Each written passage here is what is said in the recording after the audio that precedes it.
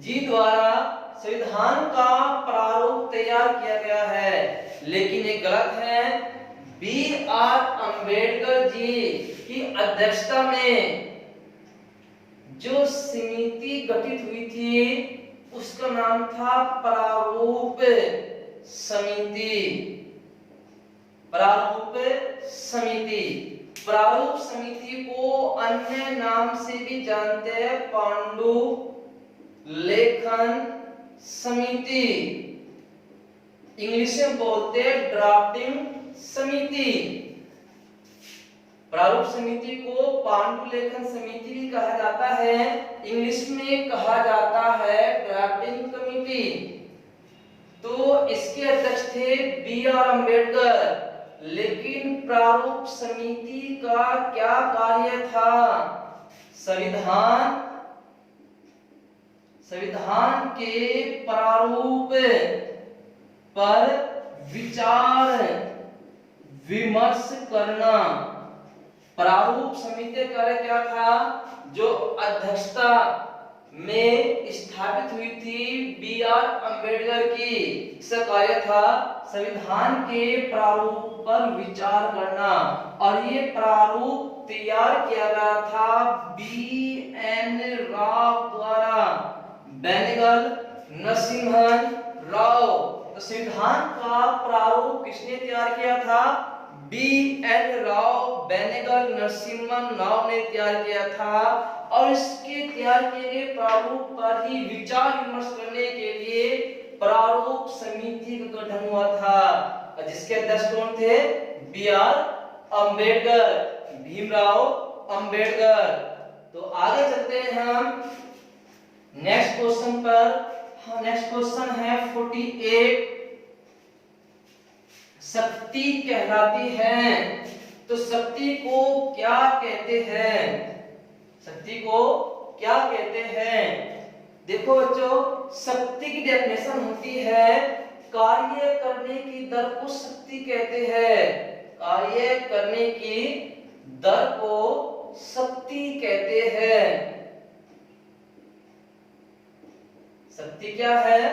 कार्य करने की दर को हम क्या बोलते हैं? शक्ति कहते हैं।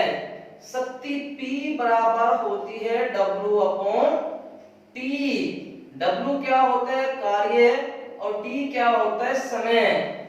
यदि हम मात्रक की बात करते हैं, शक्ति का मात्रक क्या होता है? तो कार्य का मात्रक जूल और समय का मात्रक सेकंड। तो जूल प्रति सेकंड होता है शक्ति का मात्रक। जूल प्रति सेकंड होता है शक्ति का मात्रक। आपको याद रखना है कि शक्ति का मात्रक क्या होता है? जूल प्रति सेकंड। इसको वाट भी कहते हैं। जूल प्रति सेकंड को वाट भी कहा जाता है। तो कार्य करने की दर को कहा जाता है शक्ति। तो इसका आंसर क्या है? फर्स्ट, पहला ऑप्शन ठीक है। शक्ति क्या है? कार्य करने की दर शक्ति है, P बराबर W अपॉन T। दी मात्रक की बात करते, कार्य का मात्रक जूल, समय का मात्रक सेकंड, जूल प्रति सेकंड शक्ति का मात्रक है, और इसको वाट भी कहा जाता है। तो नेक्स्ट क्वेश्चन है क्वेश्चन नंबर 49। क्वेश्चन नंबर 49 हमारा है प्याज है। यदि प्याज की बात करते हैं तो प्याज क्या है? तो प्याज एक बल्ब है। प्याज के हिस्से को बल्ब कहा जाता है, और ये प्याज का तना होता है। तना। कई बार प्याज के तने की आकृति पूछी जाती है, तो प्याज के तने की आकृति होती है चकती के समान। चकती बोलते, चकती के समान।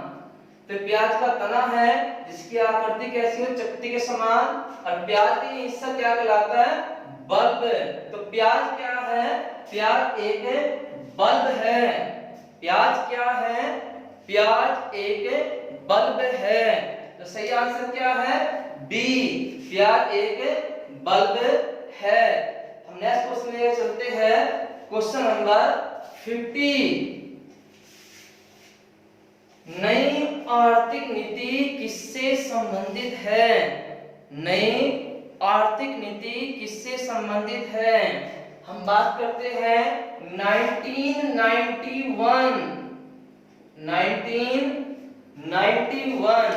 1991 जब भारत आर्थिक संकट से जूझ रहा था। इस टाइम पर, इस समय भारत के जो वित्त मंत्री थे डॉक्टर मनमोहन सिंह थे। डॉक्टर मनमोहन सिंह थे। तो भारत को आर्थिक संकट से बचाने के लिए 1991 में मनमोहन सिंह नई आर्थिक नीति लेकर आए थे। भारत को आर्थिक संकट से बचाने के लिए 1991 में मनमोहन सिंह नई आर्थिक नीति लेकर आए थे, जिसका उद्देश्य उदारीकरण, निजीकरण, विश्वव्यापीकरण था। तो तीनों ही ठीक है। उदारीकरण भी उद्देश्य था, निजीकरण भी उद्देश्य था, विश्वव्यापीकरण भी उद्देश्य था। तो इसका आंसर क्या होने वाला है? ये सभी, अर्थात डी ऑप्शन ठीक होगा। तो नई आर्थिक नीति किससे संबंधित है? उदारीकरण से संबंधित है, निजीकरण से भी संबंधित है, विश्वव्यापीकरण से भी संबंधित है। इसका आंसर होगा ये सभी। आपको याद रखना है मनमोहन सिंह भारत में आरबीआई के गवर्नर पद पर भी रहे हैं। आरबीआई गवर्नर भी रहे हैं मनमोहन सिंह, भारत के वित्त मंत्री भी रहे हैं और भारत के प्रधानमंत्री भी रहे हैं। 4 से 14 तक भारत के प्रधानमंत्री भी रहे हैं। कौन? डॉक्टर मनमोहन सिंह। तो दोस्तों एक बार क्वेश्चन पूछा गया था कि भारत के वह प्रधानमंत्री कौन है या कौन थे? कौन है या कौन थे जिन्होंने नोटों पर हस्ताक्षर किए? तो नोटों पर हस्ताक्षर कौन करता है? आरबीआई का गवर्नर। तो कौन प्रधानमंत्री रहे भारत के? मनमोहन सिंह। तो मनमोहन सिंह ने नोटों पर हस्ताक्षर भी किए थे, क्योंकि मनमोहन सिंह आरबीआई के गवर्नर रहे थे। तो ये क्वेश्चन थे हमारे कल के, जो आपको करने थे और इनका आंसर कमेंट्स बॉक्स में देना था। तब देखते हैं नया क्वेश्चन 51। तो हमारा नेक्स्ट क्वेश्चन है 51-51। तो 51 क्वेश्चन है हमारा 51। निम्नलिखित में से कौन सा समलेखित नहीं है? तो कौन सा समलेखित नहीं है? ये जो आपको दिए गए हैं ये वंश है पांड्य वंश, होयसल वंश, यादव वंश और काकतीय वंश। ये इनकी राजधानी दी गई है। तो आपको देखना है कि किस राजधानी का मेल सही नहीं है। जो पांड्य राजवंश था ये भारत का एक प्राचीन राजवंश था जो तमिलनाडु राज्य में हुआ था, पांड्य। और पांड्य राजवंश की राजधानी की बात करते हैं तो पांड्य राजवंश की राजधानी मदुरई थी। पांड्य राजवंश की राजधानी मदुरई थी। एक वंश है काकतीय वंश। काकतीय वंश, काकतीय वंश ये आंध्र प्रदेश वाले क्षेत्र में हुआ है। इसकी राजधानी की बात करते हैं, राजधानी तो राजधानी वारंगल थी। काकतीय राजवंश की राजधानी वारंगल थी। हम बात करते संस्थापक, तो काकतीय राजवंश के जो संस्थापक थे वो थे बीटा प्रथम। बीटा प्रथम। एक राजवंश हुआ है महाराष्ट्र वाले क्षेत्र में, यादव राजवंश, प्राचीन समय में हुआ है यादव राजवंश। राजधानी हुई है यादव राजवंश की देवगिरी। देवगिरी। यदि हम बात करते हैं संस्थापक, तो यादव राजवंश के संस्थापक भिल्लम पंचम हुए हैं। भिल्लम पंचम ने यादव वंश की स्थापना की थी। एक राजवंश हुआ है प्राचीन राजवंश कर्नाटक वाले क्षेत्र में, होयसल। होयसल राजवंश। इसकी राजधानी आपको याद भी करनी है, ये राजधानी थी द्वार समुद्र। द्वार समुद्र। और संस्थापक की बात करते हैं, संस्थापक विष्णुवर्धन। विष्णुवर्धन एक राजवंश था प्राचीन समय में, पांड्य राजवंश, इसकी राजधानी मदुरई। एक काक्य राजवंश, राजधानी हुई है वारंगल, संस्थापक बीटा प्रथम। एक राजवंश हुआ यादव, राजधानी देवगिरी, संस्थापक बिल्लम पंचम। एक राजवंश हुआ होयसल वंश, राजधानी द्वार समुद्र और संस्थापक विष्णुवर्धन। ये कर्नाटक क्षेत्र में हुआ है, ये महाराष्ट्र वाले क्षेत्र में हुआ है, ये आंध्र प्रदेश वाले क्षेत्र में, और पांड्य जो हुआ है तमिलनाडु वाले क्षेत्र में हुआ है। तो कौन सुमलेखित नहीं है?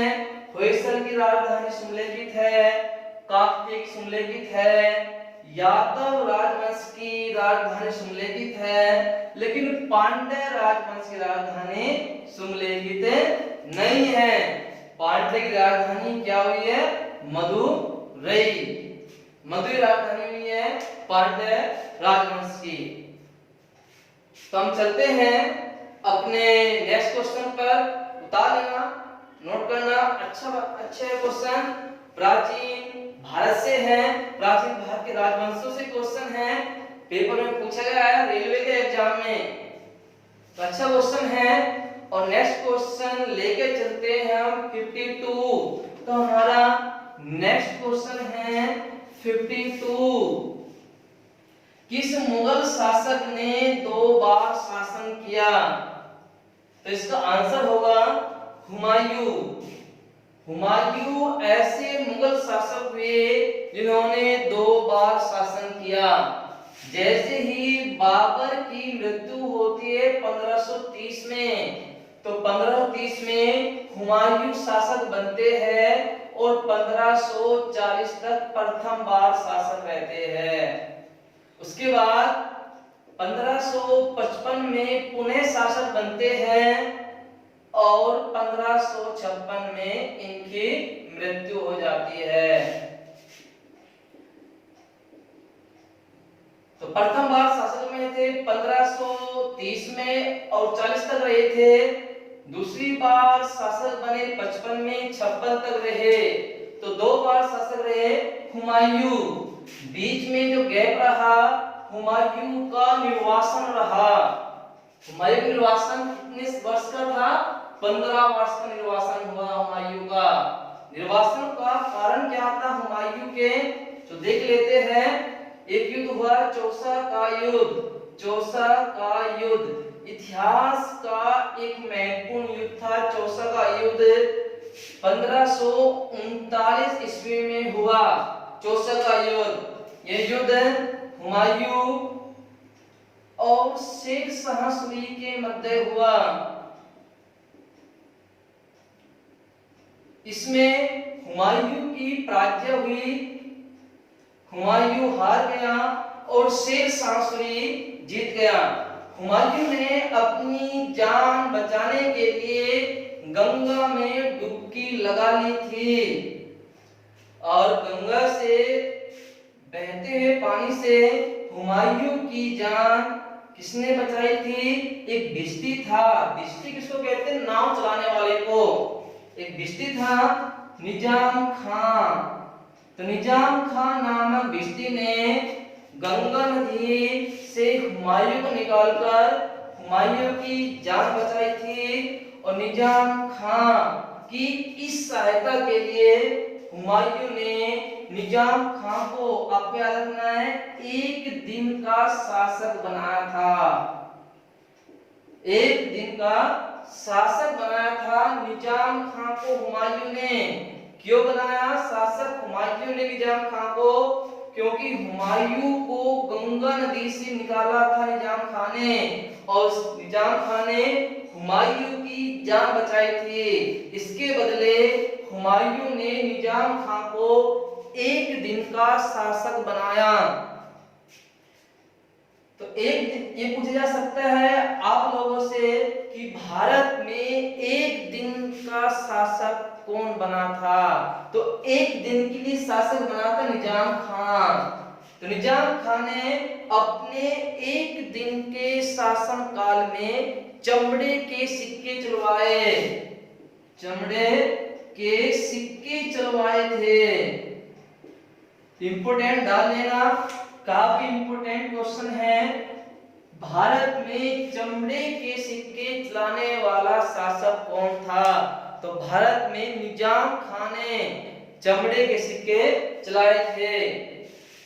उसके बाद 1540 में युद्ध होता है बिलग्राम का युद्ध। बिलग्राम का युद्ध, ये युद्ध फिर शेरशाह सूरी और हुमायूं के बीच होता है। शेरशाह सूरी और हुमायूं के बीच होता है जिसमें हुमायूं हार जाता है और हुमायूं के क्षेत्र पर शेरशाह सूरी अधिकार कर लेता है और हुमायूं का निर्वासन प्रारंभ हो जाता है। फिर हुमायूं निर्वासन काल में सहायता के लिए सभी राजाओं के पास जाता है लेकिन कोई सहायता के लिए तैयार नहीं होता और बैरम खां की सहायता से हुमायूं 1555 ईस्वी में एक युद्ध लड़ता है अपना साम्राज्य पुनः प्राप्त करने के लिए। ये युद्ध था सरहिंद का युद्ध। सरहिंद का युद्ध। हुमायूं अपना राज्य प्राप्त करने के लिए बैरम खान की सहायता से पुनः आक्रमण करता है, युद्ध लड़ता है। इस युद्ध का नाम है सरहिंद का युद्ध। इस युद्ध में हुमायूं विजय होता है, जीत जाता है और जीतने के बाद पुनः अपना साम्राज्य प्राप्त कर लेता है। तो नोट करना काफी इंपॉर्टेंट है हमारे एग्जाम के लिए। एक दिन का शासक कौन बना? किस शासक ने भारत में चमड़े के सिक्के चलवाए? बिलग्राम का युद्ध भी इतिहास का एक महत्वपूर्ण युद्ध है। चौसा का युद्ध भी इतिहास का एक महत्वपूर्ण युद्ध है, काफी इंपॉर्टेंट है। और सरहिंद का युद्ध भी इंपॉर्टेंट रहता है। इस युद्ध के द्वारा ही बैरम खान की सहायता से हुमायूं अपना राज्य पुनः प्राप्त कर लेता है। तो नेक्स्ट क्वेश्चन पर चलते हैं। हमारा नेक्स्ट क्वेश्चन है क्वेश्चन नंबर 53। गणतंत्र होता है तो गणतंत्र क्या होता है? गणतंत्र, गणतंत्र एक ऐसा राज्य जिसका शासक निर्वाचित होता हो। जिसका शासक निर्वाचित होता हो ऐसे राज्य को गणतंत्र कहा जाता है। इसे हम बात करते हैं भारत की, तो हम कहते हैं कि भारत एक गणतंत्र है। तो इसका अर्थ क्या है कि जो भारत का शासक है कौन है? राष्ट्रपति।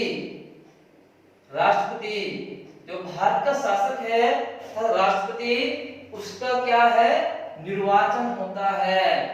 तो गणतंत्र वो होता है जिसका क्या होता है? निर्वाचन होता है। तो भारत भी गणतंत्र है क्योंकि भारत में शासन अध्यक्ष का क्या होता है? निर्वाचन होता है। यदि किसी राज्य में वंशानुगत प्रक्रिया होती है, अनुगत प्रक्रिया होती है, तो वह राज्य गणतंत्र नहीं होता। जैसे हम ब्रिटेन की बात करते हैं, ब्रिटेन में वर्तमान में भी एक गणतंत्र प्रक्रिया नहीं है। ब्रिटेन में राजा का पुत्र ही राजा बनता है, अर्थात एक प्रक्रिया वंशानुगत चलती है। तो ब्रिटेन एक गणतंत्र नहीं है, लेकिन भारत गणतंत्र है, क्योंकि भारत में शासन अध्यक्ष का क्या होता है, निर्वाचन होता है। तो कौन सा आंसर सही होगा? वह राज्य है जहां पर अध्यक्ष वंशानुगत रूप से न हो, अर्थात क्या हो, अध्यक्ष का निर्वाचन होता हो, वो ही क्या है, गणतंत्र है। इसका सही आंसर क्या होगा? बी। वह राज्य जहां पर अध्यक्ष वंशानुगत रूप से न हो, अर्थात अध्यक्ष का क्या होता हो, निर्वाचन होता हो, वो कहलाएगा गणतंत्र। तो भारत एक गणतंत्र है। समझ आया होगा? तो नोट करना। तो नेक्स्ट क्वेश्चन को लेकर चलते हैं हम। क्वेश्चन नंबर 54 क्वेश्चन है हमारा। नेक्स्ट क्वेश्चन 54 है हमारा। 54 क्वेश्चन में है, गीत जन गण मन को भारत की राष्ट्रीय गान के रूप में स्वीकृत किया गया था। जब संविधान सभा की अंतिम बैठक हुई थी, संविधान सभा, सभी को पता होगा संविधान सभा के बारे में, वह सभा जिसने भारत के संविधान का निर्माण किया था, वह संविधान सभा कहलाई। संविधान सभा की जब अंतिम बैठक हुई 24 जनवरी 1950 को, तो इसने संविधान सभा ने इस तारीख को बहुत महत्वपूर्ण कार्य किए, जैसे राष्ट्रीय गीत स्वीकार करना, जन गण मन को, और राष्ट्रीय गीत वंदे मातरम, राष्ट्रगान स्वीकार करना, जनगण मन को, और राष्ट्रपति निर्वाचित करना डॉक्टर राजेंद्र प्रसाद को। तो संविधान सभा की जब अंतिम बैठक हुई थी 24 जनवरी 1950 को, संविधान सभा ने राष्ट्रीय गीत को अपनाया था जो वंदे मातरम है, राष्ट्रीय गान को अपनाया था जो जन गण मन है, रविन्द्रनाथ टैगोर द्वारा लिखित, राष्ट्रपति निर्वाचित किए थे वो थे डॉक्टर राजेंद्र प्रसाद, भारत के प्रथम राष्ट्रपति। तो सही आंसर क्या होगा? सी। तो संविधान सभा ने राष्ट्रीय गान के रूप में स्वीकृत किया था 24 जनवरी 1950 को। तो सही आंसर क्या है इसका? सी। तो नेक्स्ट क्वेश्चन पर चलते हैं हम। नेक्स्ट क्वेश्चन है हमारा 55 क्वेश्चन। नौकरी में समान अवसर का अधिकार, समान अवसर का अधिकार संविधान के किस अनुच्छेद में है? तो नौकरी के में समान अवसर का अधिकार किस अनुच्छेद में है? अनुच्छेद 16। इसका आंसर क्या होगा? अनुच्छेद 16। अनुच्छेद 16 में नौकरी में समान अवसर का अधिकार है। जब हम बात करते हैं अनुच्छेद 17 में क्या है? अस्पृश्यता, अस्पृश्यता का अंत। अनुच्छेद 17 में क्या है? याद रखना है आपको। आर्टिकल 17 में क्या है? अस्पृश्यता का अंत। आर्टिकल 19 में क्या है? स्वतंत्रता का अधिकार। आर्टिकल 19 में हमें 6 प्रकार की स्वतंत्रताएं दी गई है, जैसे बोलने की स्वतंत्रता, इकट्ठा होने की स्वतंत्रता, कहीं भी देश में बसने की स्वतंत्रता, कहीं भी देश के सीमा के अंदर भ्रमण करने की स्वतंत्रता, तो इन 6 प्रकार की स्वतंत्रताएं आर्टिकल 19 में दी गई है। आर्टिकल 15, तो आर्टिकल 15 में क्या है? जाति, लिंग, जन्म स्थान के आधार पर भेदभाव में निषेध, भेदभाव में निषेध। धर्म, जाति, लिंग, जन्म स्थान के आधार पर भेदभाव में निषेध। और आर्टिकल 16 में क्या है? नौकरी में समान अवसर का अधिकार। आपको चारों के चारों आर्टिकल याद रखने हैं। आर्टिकल 17 में क्या है? अस्पृश्यता का अंत। आर्टिकल 19 में क्या है? स्वतंत्रता का अधिकार।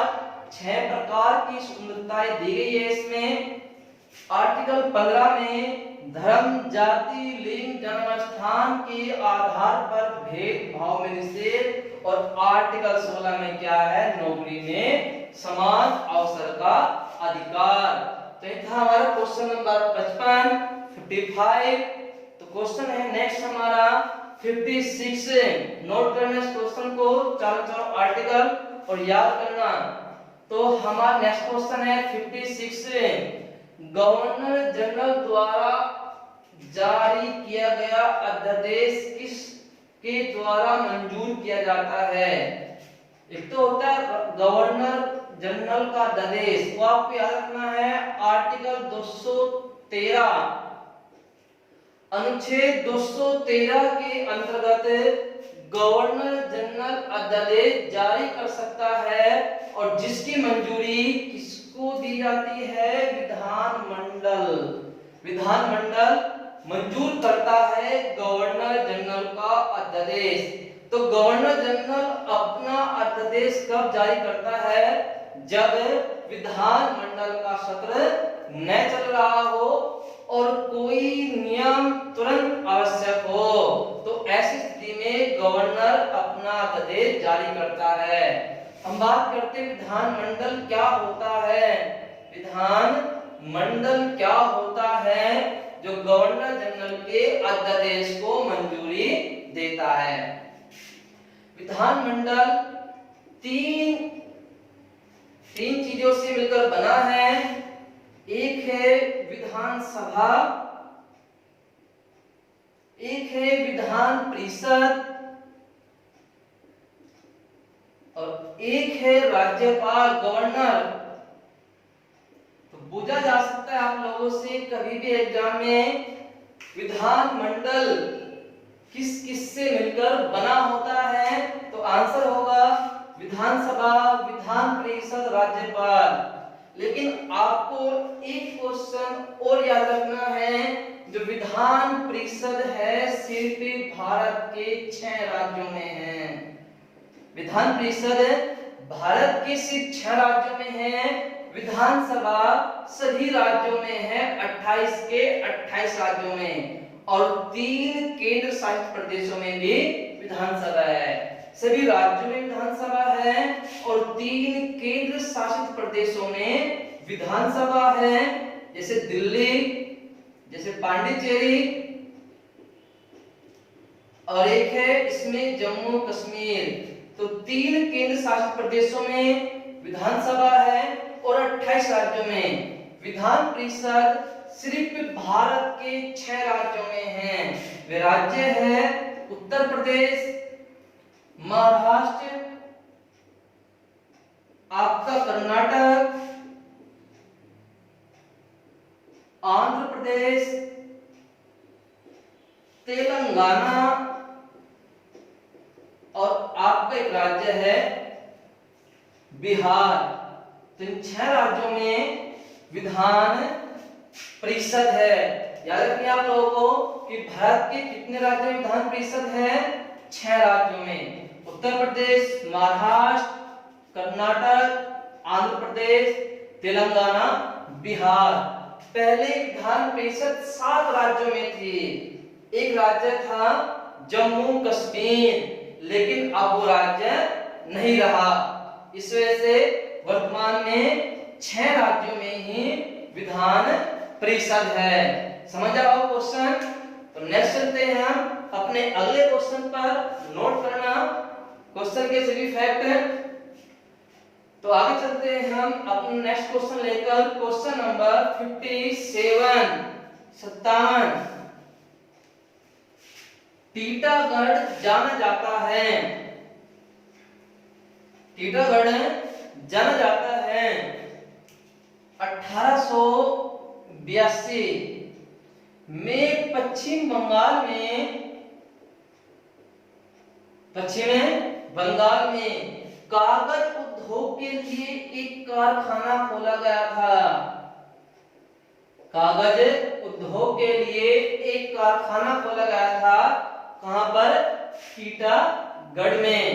तो टीटागढ़ जो पश्चिम बंगाल में पड़ता है, टीटागढ़ जहां जाता है कागज उद्योग के लिए, टीटागढ़ जो पश्चिम बंगाल में पड़ता है 1882 में कागज उद्योग का एक कारखाना खोला गया था। तो टीटागढ़ प्रसिद्ध है पश्चिम बंगाल में किसके लिए? कागज उद्योग के लिए प्रसिद्ध है टीटागढ़। तो नेक्स्ट क्वेश्चन पर चलते हैं हम, क्वेश्चन नंबर 58। प्रमुख भारतीय बंदरगाहों में कौन प्राकृतिक बंदरगाह नहीं है?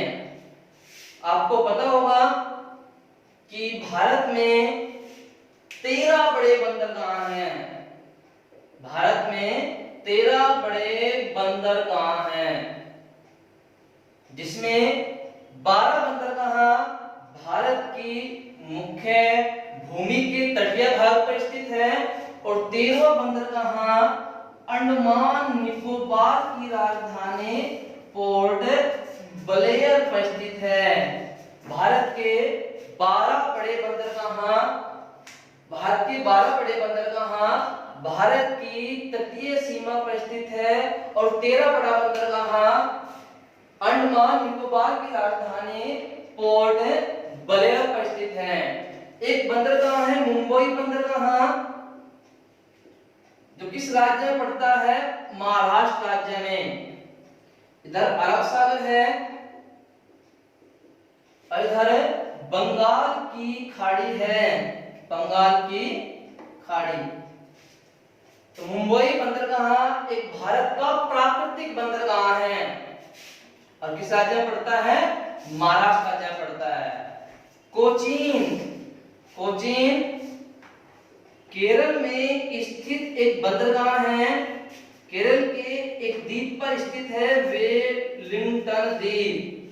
पूछा जा सकता है कि कोचीन बंदरगाह केरल में किस द्वीप पर स्थित है? वेलिंगटन द्वीप पर स्थित है केरल में कोचीन बंदरगाह, जो एक प्राकृतिक बंदरगाह है। एक बंदरगाह गोवा में पड़ता है, मारवा गोवा, तो ये भी एक प्राकृतिक बंदरगाह है। मुंबई महाराष्ट्र में पड़ता है, भारत का एक प्राकृतिक बंदरगाह है मारवा गोवा, गोवा में पड़ता है, एक प्राकृतिक बंदरगाह है। कोचीन केरल के वेलिंगटन द्वीप पर स्थित है, जो एक प्राकृतिक बंदरगाह है। एक ओडिशा राज्य में एक बंदरगाह स्थित है, पारादीप। भारत सरकार ने 1960 में लौह अयस्क निर्यात के लिए एक बंदरगाह स्थापित करवाया, उसका नाम क्या है? पारादीप। तो पारादीप बंदरगाह एक मैन मेड बंदरगाह है, मानव निर्मित बंदरगाह है, एक प्राकृतिक बंदरगाह नहीं है। 1960 में भारत सरकार द्वारा स्थापित करवाया गया, किसके लिए? लौह अयस्क निर्यात के लिए स्थापित करवाया गया था। किस राज्य में पड़ता है ये? ओडिशा राज्य में स्थित है। पारादीप बंदरगाह एक प्राकृतिक बंदरगाह नहीं है। तो नेक्स्ट क्वेश्चन है हमारा, नोट करना इसको। और नेक्स्ट क्वेश्चन है 59। नेक्स्ट क्वेश्चन है हमारा, किसी स्थान के अक्षांश इसके ब्लैंक दे दिया गया का सूचक होते हैं। तो अक्षांश सूचक होते हैं तापक्रम का, अक्षांश सूचक होते हैं तापक्रम का। जैसे ही हम पृथ्वी की अक्षांश रेखा, जिसको बोलते हैं 0 डिग्री पर खींची गई रेखा को भूमध्य रेखा, जैसे ही हम भूमध्य रेखा से ऊपर की ओर जाते हैं तो क्या होता है, तापमान में कमी आती है। जैसे ही हम भूमध्य रेखा से ऊपर की ओर जाते हैं तापमान में कमी आती है। यदि भूमध्य रेखा से नीचे की ओर जाया जाए तो तब भी तापमान में गिरावट आती है। यदि हम ऊपर से नीचे की ओर आते हैं तो तापमान में वृद्धि होती है। इधर भी नीचे से ऊपर की ओर जाने पर क्या होगा, तापमान में वृद्धि होती है। तो हम बात करते हैं अक्षांशों की। तो ये अक्षांश होते हैं इस तरीके से 0 से 1, 2, 3, 4 और 90 तक।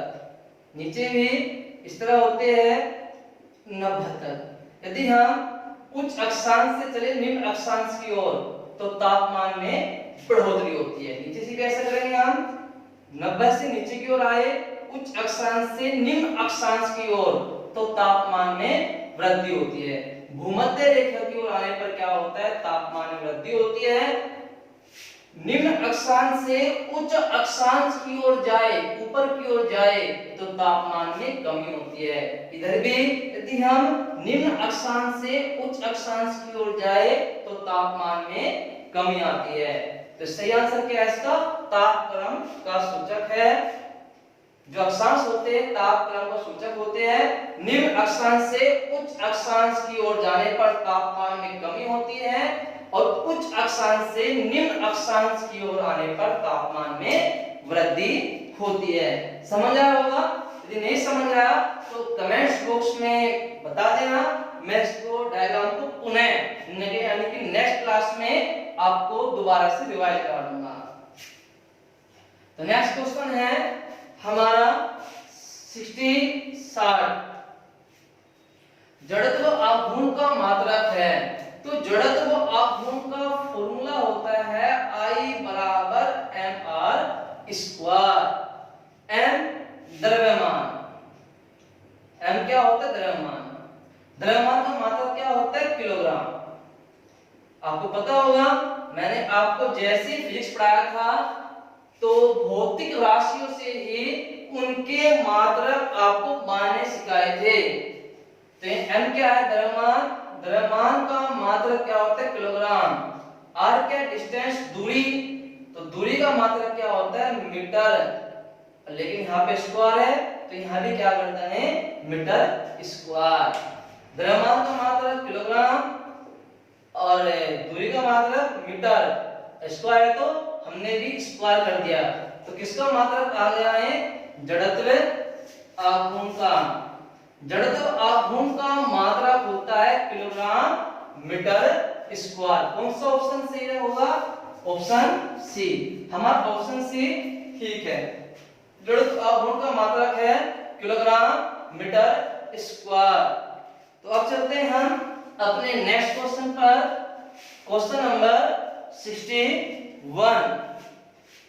तो क्वेश्चन नंबर 61 है, 61 क्वेश्चन 62, 63, 65 क्वेश्चन के आंसर आपको कमेंट्स बॉक्स में देने हैं और देखते हैं कि कल कमेंट्स बॉक्स में किन बच्चों के आंसर सही मिलते हैं। तो आपको इन 5 क्वेश्चन के आंसर कमेंट्स बॉक्स में देने हैं। हमारा 61 क्वेश्चन है, प्रेशर कुकर में भोजन जल्दी पकता है क्योंकि पानी का क्वथनांक घट जाता है, पानी का क्वथनांक बढ़ जाता है, वायुमंडल का दाब घट जाता है, इनमें से कोई नहीं। तो सोचकर आपको इसका आंसर कमेंट्स बॉक्स में देना है। और हमारा नेक्स्ट क्वेश्चन है 62, किसी तत्व का परमाणु भार 35 है तथा 18 इलेक्ट्रॉन हैं तो उस तत्व में संख्या होगी, तो आपको प्रोटॉनों की संख्या बतानी है 17, 18, 20 या 15। तो कौन कितनी संख्या होगी प्रोटॉनों की?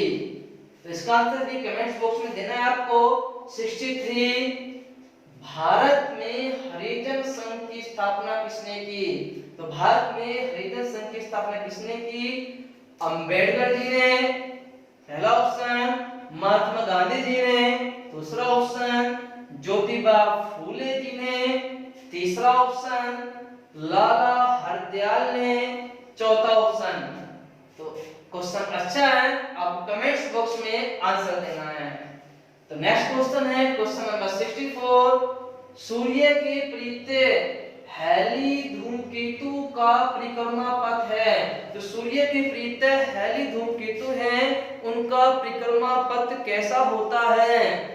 वर्ताकार, दीर्घवृत्ताकार, परवलयाकार, अति परवलयाकार। तो इसका आंसर कमेंट्स बॉक्स में देना है। और लास्ट का क्वेश्चन है हमारा, आइरिस का क्या काम होता है? जो आंखों में आइरिस होती है, ये क्या कार्य करती है?